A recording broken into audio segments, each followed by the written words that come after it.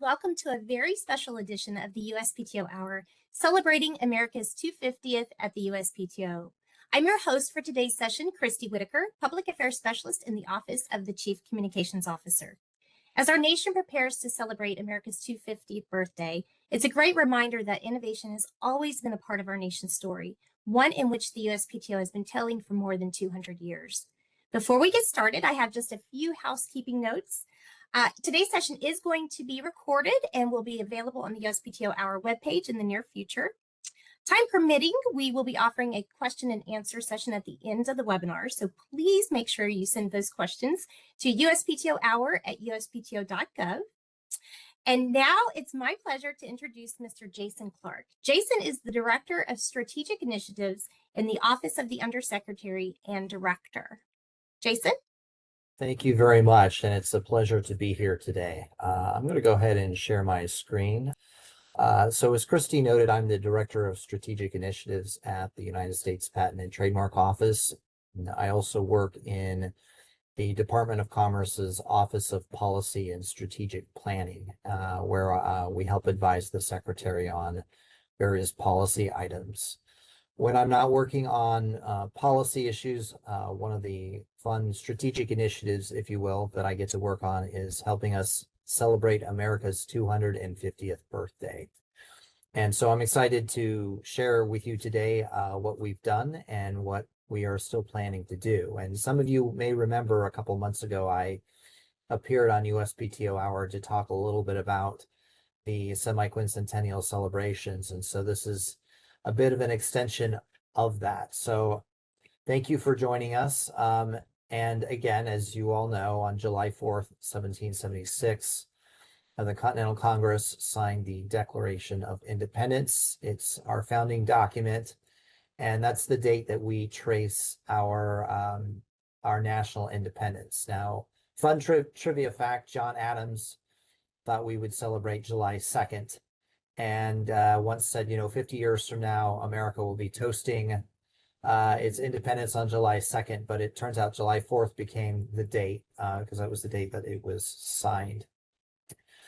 And then some of you are old enough to remember, or new people who are old enough to remember when we celebrated the bicentennial. That was on July 4th, 1976.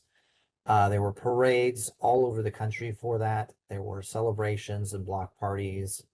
And you can see the official logo here, that the bicentennial logo. Some of you may also recall the bicentennial quarters that were issued with the drummer boy on the back. I remember as a kid collecting those. So a lot of really fantastic celebrations went on. So that was 50 years ago. And now we get to celebrate the semi-quincentennial. And so last time I gave you a little bit of a Latin lesson. Semi-quincentennial is sort of the way the Romans say 250, but there's actually a couple other ways you can say 252. Sesquicentennial is one of them, and bisesquicentennial is another one, and then quarter millennium is fourth way. So if you want to sound fancy, you can use any of those Latin terms, but here at the BTO, we largely talk about America's 250th birthday to keep things simple. Now, there are two major national organizations that are celebrating America's 250th birthday. The first one is the National Semi-Quincentennial Commission, popularly known as America 250. And they have a website, america250.org. And they're putting on a number of really special events across the country. One of them is called America's Field Trip, celebrating Americans going out in the great outdoors. Another one is America's Block Party, which is coming up July 3rd, July 4th. Various block parties being held around the country. And in Los Angeles in particular, there's going to be, I think, a semi-quincentennial concert to help celebrate. And they're also doing a couple of other initiatives too, like America's Soundtrack, and they've just released some music there to help us get in the patriotic spirit for this anniversary. In addition to America 250, we also have Freedom 250. Freedom 250 is a public-private partnership formed under the auspices of the National Parks Foundation. Their website is freedom250.org. And they're really in charge of a lot of the big ticket items that are going on. So some of the things that you may have heard about or that you have seen on July 1st, they're going to do the grand opening of the Teddy Roosevelt Presidential Library. They were involved in the UFC event at the White House just last week. They are also putting on the Patriot Games. They have a mobile museum that is touring the country that has various Freedom 250, America 250 artifacts. And also on July 4th here in Washington, D.C., they are putting on the special fireworks demonstration and celebration. And this year it's going to be extra long and it's going to be a little bit later in the evening. So if you happen to be in Washington, D.C., be prepared for that. Be prepared for big crowds, but it's going to be a really, really special fireworks event on July 4th. The USPTO is working very closely with Freedom 250, and our semi-quincentennial celebration committee was formed to help sort of mark this event. And you can see here, and it's also in my background here, we commissioned a special logo to help us celebrate this great anniversary. One of our own USPTO employees designed this logo, and we have been using it quite a bit this year, and we're excited to use it to help us celebrate. So one of the things that you can do is you can check out our semi-quincentennial website, and that's at uspto.gov/freedom250, all one word. And here you can see some of the ways that we are celebrating, and you can see some of the incredible work that our employees have been putting into this celebration. One of the things that we are doing is helping honor the past. So you can learn about the early patent system. You can learn about the numerous fires that seem to keep affecting us, although we haven't had one in over 100 years, knock on wood. And you can also learn about registration of trademarks and our old building, the Temple of Innovation, which is now the National Portrait Gallery in Washington, D.C. Another way that you can help follow along is through our social media campaign. Our communications office has been very busy working to put together a portfolio of social media posts that talk a little bit about the America 250 events that we've been doing. And also you can take a look at some of the top patents and trademarks that have defined American history. And you can follow along there on social media. And you'll be hearing later from our historian, Rebecca Oakes, about some more USPTO history, but she's been very much involved with a lot of our exhibits here. And you know, it's great that we have a historian here on staff to help us mark this occasion and also make sure that we have our facts straight, because that's important. Our semi-quincentennial committee is composed of nearly 3 dozen USPTO employees who've been working throughout the year.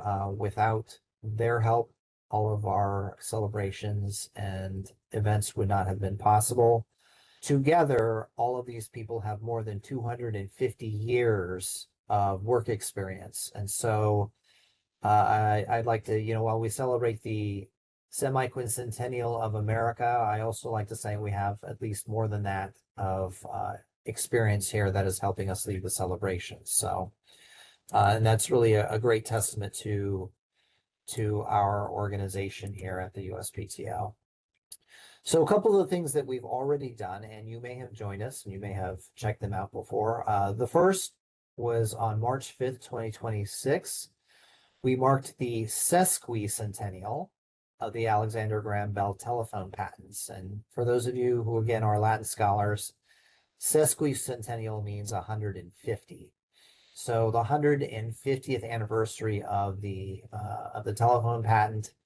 And one of the great things about this event is we got to celebrate how this sort of innovation and communication has really revolutionized our lives. And I know each and every one of you probably has a device in your pocket whether it's an Apple or an Android device or another device that you use, you can trace directly back to this great invention from Alexander Graham Bell. And so here you can see the director, and I'm with Elizabeth Doherty with our Office of Public Engagement, unveiling the Special Innovator Card. And this year, we have a series of innovator cards that we are marking the 250th with. And this is just one of them, and we were excited to unveil this first one. Another thing that we did is, as many of you know, every year we celebrate the National Inventors Hall of Fame and the inductees. And this year we had a special fireworks show for the inductees. We partnered with the National Inventors Hall of Fame. As you know, they're the great people who host our museum, as well as a number of great educational and outreach events around innovation. And they helped us put together this really special fireworks show for our inductees. And it was a really fantastic way to celebrate our new inductees and also our country's birthday.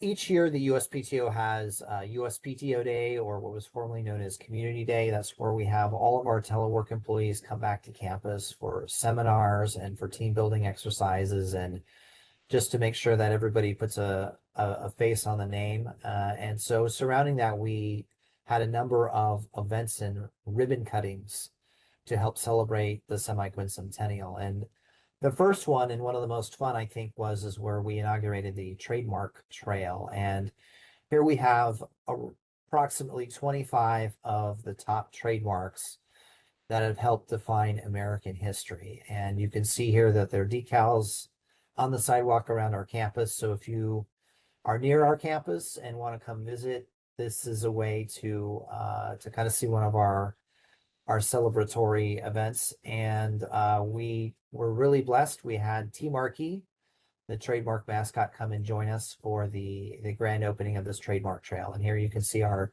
director, our deputy director, and the acting commissioner of patents, the acting commissioner of trademarks. I'm going to hear about this later, but and a lot of the trademarks team here, they're touring the trademark trail. And so it's just a really exciting way to celebrate our trademarks team and the effect that they've had on American history. The other thing we did is we have an LED interactive AI-powered exhibit in the public search facility entitled 250 Years of American Innovation. And here you can see the director and the deputy director cutting the ribbon. For that, it's a great way to kind of see which patents and which trademarks have really defined the last 200 to 250 years of American history.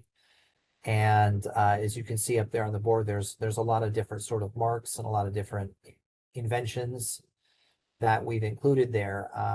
You know, we always like to say the story of America is really the story of innovation. And if you look back over our past 250 years, America has really led the way in a lot of basic innovations that the world takes for granted. Things like the stop sign, the traffic light, things related to movies, communications, and technology. And it's been America that's really led the way. And so we're really proud of that. And this is a way to showcase that and celebrate it. We also had an employee art exhibit, and it was really exciting here. We have Liz Doherty and a couple of our semi-quincentennial celebration committee members helping us ribbon cut for the employee art exhibit. One of the things that constantly amazes me about working here at the USPTO is that our employees are very talented, and it's not just because they're STEM graduates. A lot of them have advanced degrees. A lot of them are also talented outside of sort of that technical expertise. And this is one of those ways that we showcase that is through the employee art exhibit. And that's in our public space here at USPTO campus. It's on the east side of the Clara Barton Auditorium. If you walk into our building on the atrium, you can see that we have a truss that is set up, and this truss celebrates the top patents that have defined American history, the top 10. And these were voted on by our workforce. So this is a way that our workforce help contribute to celebrating our America's 250th birthday. This past Memorial Day, we were honored to join the USPTO's Military Association for the Walk of Remembrance. Every year, the USPTO Military Association puts on a Walk of Remembrance where we walk to the nearby Alexandria National Cemetery, and we pay tribute to those soldiers and Americans who gave their lives or who in some way served our country. And one of the special things about the Alexandria National Cemetery, it is actually one of the oldest federal cemeteries in the country. It was there even before Arlington Cemetery. And so it's a very special and sacred place. And we were delighted to participate in that. And at the end of that Walk of Remembrance, we returned to campus and we raised the Freedom 250 flag, which is flying at our campus from now until Labor Day. And then after Labor Day, we will return the agency flag to its flagpole. But until then, we will be flying the Freedom 250 flag. So I want now to talk a little bit about what's coming up. We have a really exciting event coming up, the Great American State Fair. It is opening tomorrow, June 25th, and will last through July 10th. It's on the National Mall, and this is really a national version of a state fair. So many of you have probably been to a state fair, depending on what state you've been to. There's usually Ferris wheels, carnival rides, and then booths and experiences. Well, this is a little bit like that, except that the attractions include every state, all 50 states will be represented with an activation or a booth, along with our 6 U.S. territories.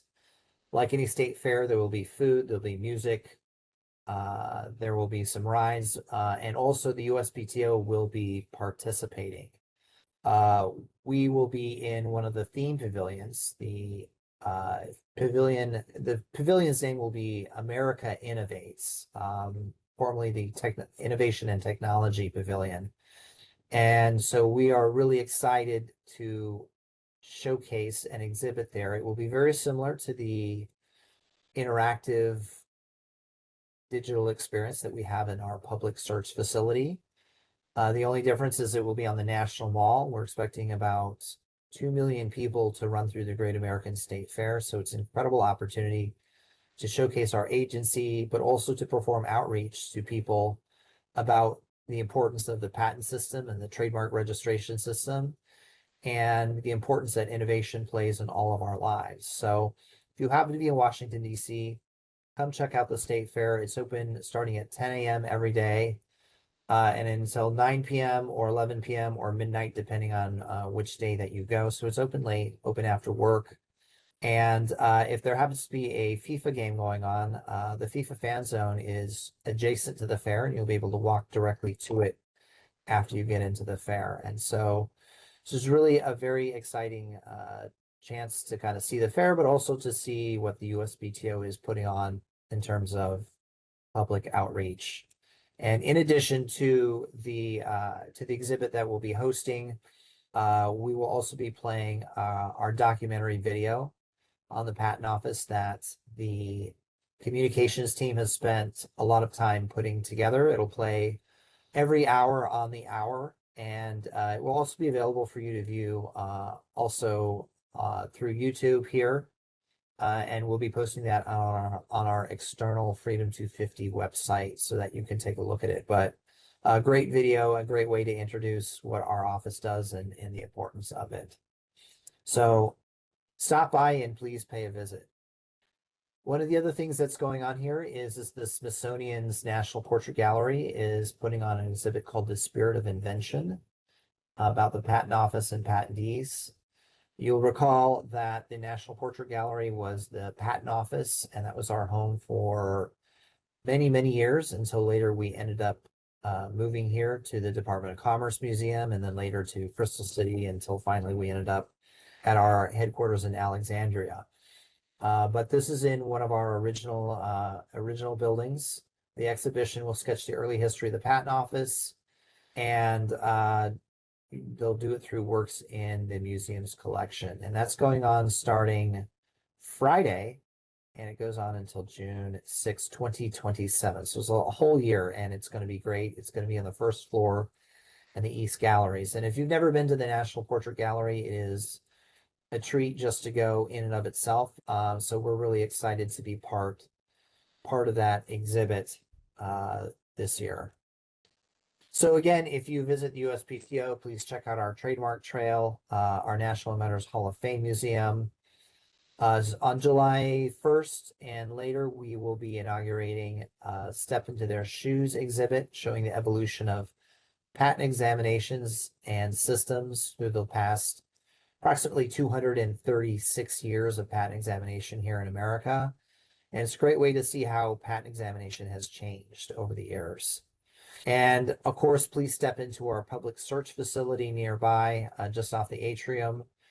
There you can see that digital exhibit that we've been talking about, but you can also see a display of the presidentially signed patents, and that's going to be really exciting. As many of you know, the presidents used to sign the patents up until I think it was about 1840 or just before that.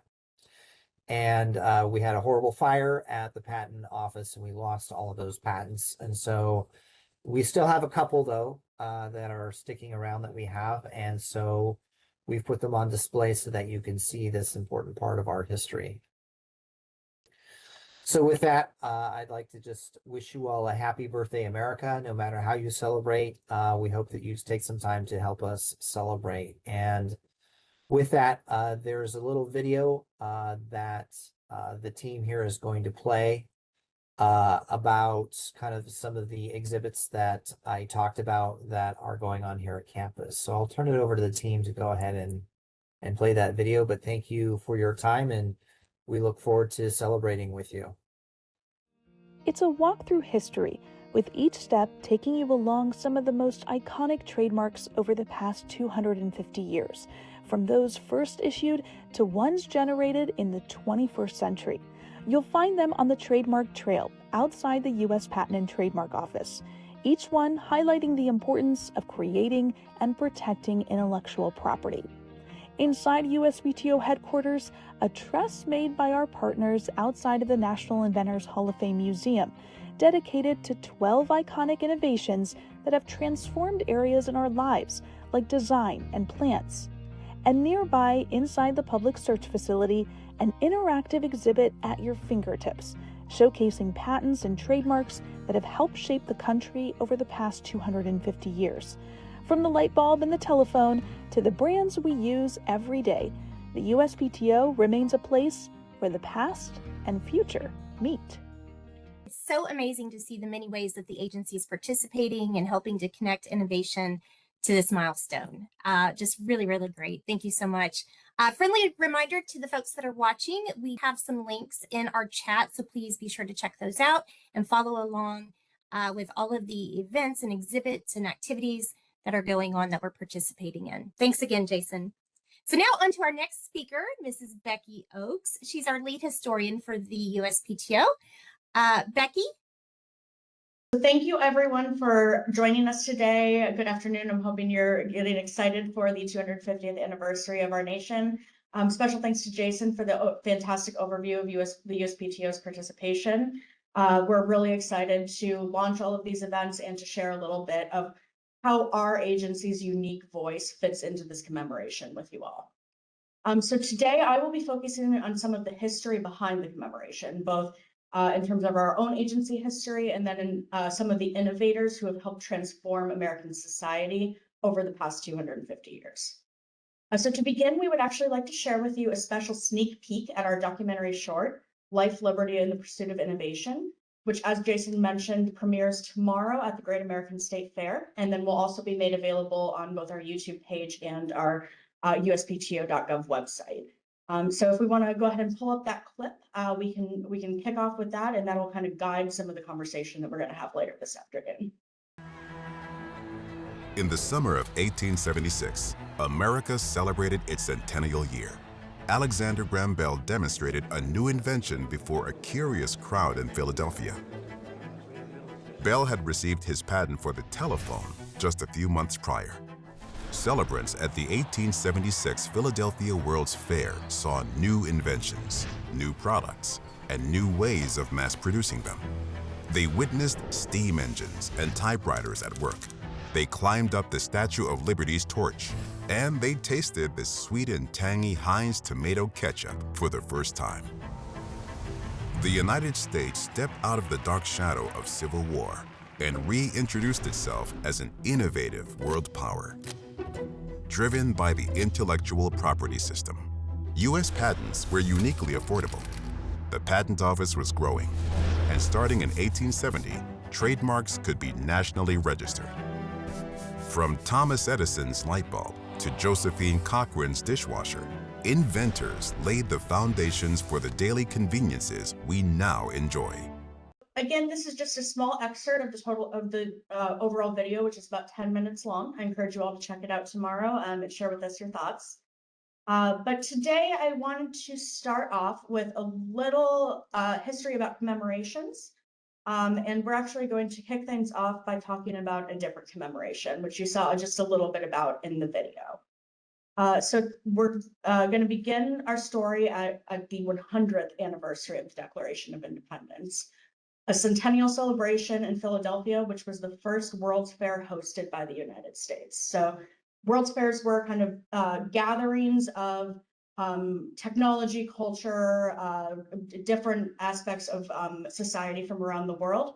And that our current Great American State Fair kind of harkens back to this idea of bringing people together in a centralized location to learn from one another. The centennial celebration in Philadelphia really kind of brought the past and future together. And throughout the fair, innovation was on full display. So in addition to that 45-foot coreless steam engine that you saw a photo of in the documentary clip, the gargantuan arm of the Statue of Liberty, there were also 42 acres of farmland dedicated for demonstrations of agricultural machinery. The Women's Pavilion alone at the World's Fair housed more than 80 inventions patented by women inventors, including National Inventor Hall of Fame inductee Mary Florence Potts' innovative cold handle satire. This was a time where patents in the United States were uniquely affordable compared to other countries around the world, and transcontinental markets were expanding. So the Philadelphia World's Fair highlighted not only this transformative nature of technology, but also inventors from all walks of life from all over the nation. And the fair also inspired emerging inventors. So one of the fair's attendees was a man named Robert Woods Johnson. He was a pharmacist who had a small business manufacturing and selling medicated plasters, so early medicated bandages. While representing his company at the fair, he attended a talk by a man named Dr. Joseph Lister on antiseptic surgery. And this event spurred him to establish a new company to manufacture sterile surgical supplies. He founded Johnson & Johnson in 1886, so about 10 years after the fair. Today, Johnson & Johnson remains a global supplier of healthcare solutions, and it continues to innovate worldwide in that healthcare space. So we can see that these types of commemorations have long-lasting impacts on society, even 150 years later. So what is a commemoration? A commemoration is a mindful remembrance, and it's typically marked by a ceremony of remembrance. Or several ceremonies of remembrance, as we are seeing go across the nation today. Commemorations like the 250th are an act of historical memory, which is how a collective understanding of the past with the ability to shape cultural identity is produced. So commemorations are not only past-looking, but they're products of the present. So they not only reflect on the past, but they're products of the present, and they have the opportunity to also shape the future. So where does the USPTO fit into this story? Well, as an agency stemming back nearly to the nation's founding, we have a unique opportunity to communicate how the history of innovation was central to the nation's growth and progress. So as an agency, we have a couple of clear and obvious connections to the nation's founding. One of which is the fact that we draw our underpinnings, so our foundation, from the United States Constitution itself. So in Article 1, Section 1, Clause 8 of the Constitution, Congress was charged with the power to promote the progress of science and the useful arts, by securing for limited times to authors and inventors the exclusive right to their respective writings and discoveries. So you'll notice that it doesn't say the word patent or patent and trademark office or anything of that nature.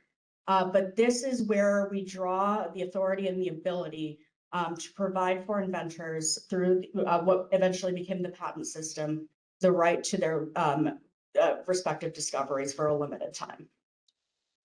So this was something that was on the founders' minds, this idea of innovation driving forward progress for the nation from pretty much the very beginning. We also have some connections to the founding fathers. So in George Washington's first address to Congress, what we now know as the State of the Union Address, he urged legislators to give effectual encouragement to new and useful inventions. Congress acted on this pretty quickly. So his address was in January of 1790. In April of 1790, they passed the first Patent Act in US history. And they also created a patent board led by Secretary of State Thomas Jefferson, the author and the architect of the Declaration of Independence, and an inventor himself. The first US patent followed just a couple months later in July, and it was signed by Washington himself. Just as Jason mentioned, presidents used to sign patents personally, kind of showing how elevated that status was, the idea of a new invention in this early society. And then we also have a connection to the Declaration of Independence itself, the very document. In the mid-1800s, the Patent Office was the first public exhibit hall in Washington, D.C. So when our building, which is now the National Portrait Gallery, opened to the public in 1840, it became a premier tourist attraction. So people visiting the nation's capital would go to the Patent Office, not only to learn about the present, that cutting edge, leading edge innovation that was occurring at the time, but also to learn about the nation's past. The museum housed, amongst many things, it housed a number of artifacts related to or belonging to George Washington, including a table, a camp chest, and the coat he wore while resigning his military commission. And also on display at the Patent Office was the Declaration of Independence itself. So up until 1876, when the Declaration actually traveled to Philadelphia for the World's Fair, it was on display at the Patent Office where people could see, engage with, and helped understand that founding moment in our nation's history. You can still see the Declaration on display at the National Archives, but for a while we had it in the possession of our very office. A perhaps less direct, but maybe even more important connection to the Declaration is the legacy that of the Declaration brought forth by the innovators who built and improved the nation over the past 250 years. So over the past 2.5 centuries, inventors and entrepreneurs have worked to make those promises laid out in the Declaration, life, liberty, and the pursuit of happiness, a reality in our world. So today we're going to explore 6 innovators whose ingenuity made our world safer, advanced our technological progress, or created prosperity for both the country and for their families. To start off, we have one of our most famous agency alumni, Clara Barton. So those of you who are history buffs probably recognize the name Clara Barton. You probably remember her work as a nurse during the Civil War, or recognize her as the founder of the American Red Cross. But before those two events, Clara Barton was hired as a clerk at the Patent Office in 1855. Because of her exemplary work, Clara Barton was paid equal wages to her male colleagues, but she faced significant discrimination and harassment during her tenure. Due to these conflicts unrelated to the quality of her work, Barton was demoted, fired, and eventually reinstated. So she had a very tumultuous time during her work at the Patent Office. But during this time, she helped pave the way for other women to enter government work, enabling that kind of trust to be established and enabling women in government service to ensure equal treatment and equal pay to their male colleagues. When the Civil War broke out in 1861, Barton shifted her attention to supporting the war effort, eventually going on to found the American Red Cross and providing humanitarian and disaster relief to millions, and it was something the organization still does today.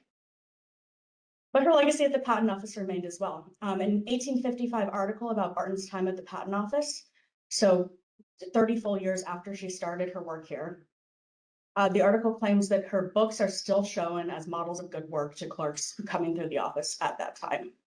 A little later on in history, we have an example in surgeon and researcher Charles Drew, also someone who's responsible for life-saving advancements in technology. Drew received a patent for an improved surgical needle in 1945, and he was also a pioneer in blood preservation and storage, saving lives during World War II with his administration of the Blood for Britain program, an effort to ship critical plasma to Europe starting in 1940. Drew became both the first Black surgeon to serve as an examiner on the American Board of Surgery and the first director of the American Red Cross Blood Bank in New York City. During this time, he instituted a mobile blood collection method using refrigerated trucks. So we now know this as blood mobiles. And as a professor and chief of surgery at Howard University Medical School, Drew trained a new generation of African-American surgeons and helped place them in hospitals across the nation, ensuring good training and community coverage for thousands and thousands of Americans in that legacy. Inventors also help to protect our liberties and our freedoms guaranteed by, kind of outlined by the Declaration and guaranteed by the Constitution. At the Battle of Cold Harbor in 1864, George Gillespie escaped capture twice while he dashed through enemy lines under fire, carrying vital information to a commanding officer. This courageous act placed Gillespie in one of the most exclusive groups in American history, a recipient of the Medal of Honor. 40 years after he served in the U.S. Army during the Civil War, Gillespie led the effort to update the medal's appearance. Prior to Gillespie's design, patriotic and political organizations were taking inspiration from the Medal of Honor when they were fashioning membership pins, sometimes going as far to create a near replica of the medal. This caused confusion and it diluted the significance of the Medal of Honor, which today is the country's highest honor for acts of valor in combat. Gillespie's design, which he patented in 1904, helped protect the integrity of the medal for generations to come. And the Gillespie medal is still used by the U.S. Army and the vast majority of the design that he set out in 1904. Innovators not only have been involved in protecting our freedoms like Gillespie, but they've also been involved in expanding civil rights and opportunities for civic participation for Americans. So best known for her drawings of botanicals, Blanche Ames received 3 patents throughout her lifetime. One for a system of color standards used by artists, one for a propeller snare that she created during World War II, and one for an anti-pollution sewage system that was more environmentally friendly, patented at the very end of her life. She also used her artistic talents to support the women's suffrage movement through a series of political cartoons. Ames was one of many inventors who participated in the women's suffrage movement, from its origins in the first Women's Rights Convention in Seneca Falls to community organizing to the very front lines of that final push for the 19th Amendment, which Ames was part of. Her story serves as an example of not only how technological innovation and civic participation intertwined throughout American history, but also how inventors transformed society as well as their individual fields. And then finally, we have the pursuit of happiness. Some inventors use their talents not only to pursue happiness, economic stability, and community involvement for themselves and their families, but to ensure others could follow the same path. After dealing with severe dandruff and hair loss, Madam C.J. Walker launched her own line of hair care products. Growing her business from door-to-door sales to an employer of 40,000, Walker became a self-made millionaire. Walker built a factory for her Walker Manufacturing Company in Indianapolis in 1910, and she went on to create training programs and conferences to foster entrepreneurship and business skills for women in the cosmetics and hair care industry. Her legacy continued long after her death, inspiring inventors like National Inventors Hall of Fame inductee Marjorie Stewart Joyner, who attended Walker's beauty school, worked for her company, and then went on to patent a permanent wave machine for curling hair. Other inventors brought happiness to people with the inventions themselves. So the creator of the famous Muppets like Kermit the Frog is one example. Jim Henson made his first puppet while he was in high school, and he received design patents for his characters Wilkins and Womkins in 1959. If you've ever seen some of the old Wilkins coffee ads, if you haven't, I suggest looking them up because they're quite fun. But Wilkins and Womkins were 2 puppets created by Jim Henson involved in those ads, and one of them bears a pretty strong resemblance to Kermit the Frog. Jim and his wife Jane founded the Muppets, Muppets Inc., and one of the innovative things they did was came up with a new way of presenting Muppets to the audience. So instead of placing the puppets on stage in front of the camera, they used the four sides of the television as a screen to act as the puppet stage itself. So that meant there were no barriers between the puppets and the camera, and it allowed for a more intimate experience and allowed for the audience to feel more fully participating, like they were more fully participating in the television show. Henson's puppets were integral to the making of Sesame Street and making it a reliable and engaging television program for children, a legacy that continues to this very day. So as we look forward to America at 250, our celebration that's coming up in just next week, I'd like to leave you all with a few closing thoughts. Commemorations are not just celebrations, they are opportunities. They're opportunities to recognize the contributions from Americans from all walks of life and opportunities to inspire the next generation of change makers. Today, we've learned about a few innovators whose legacies continue to reach us today. When Clara Barton began her work at the Patent Office, she did not know that the American Red Cross would continue to serve communities and provide life-saving aid to this very day. When George Gillespie dashed through enemy fire at the Battle of Cold Harbor, he did not know that service members would continue to wear the medal he designed 162 years later. Charles Drew's students saved lives. Madam C.J. Walker's students helped instill confidence in their clients. Jim Henson's Muppets continue to delight, and the women's suffrage movement continues to inspire. You may never see the flowers that bloom from the seeds that you plant, but that does not make them any less real. So as we reflect on the past and mark a new chapter in American history, it is my hope that the stories of innovators continue to inspire us for the next 250 years. To wrap up, if this has sparked your interest and you would like to learn a little bit more about the history of our agency and the history of intellectual property in America more broadly, I encourage you to visit the history section of the USPTO.gov website. There you will find a link to our 250th page, which Jason previewed earlier, as well as some additional resources for you to take a look at about the history of our agency.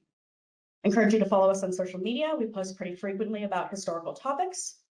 And also to check out our Journeys of Innovation series. 4 of the inventors that we featured today actually have in-depth Journeys of Innovation stories that we put out about them. And 2 others will be coming to you very shortly in the next coming months.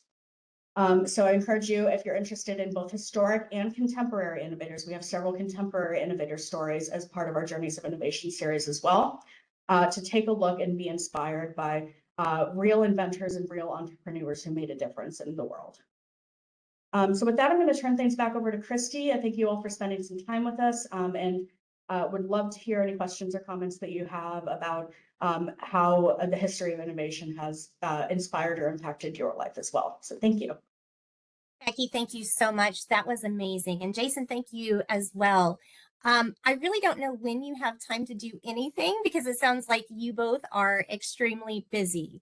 But I just want to say thank you both for joining us today.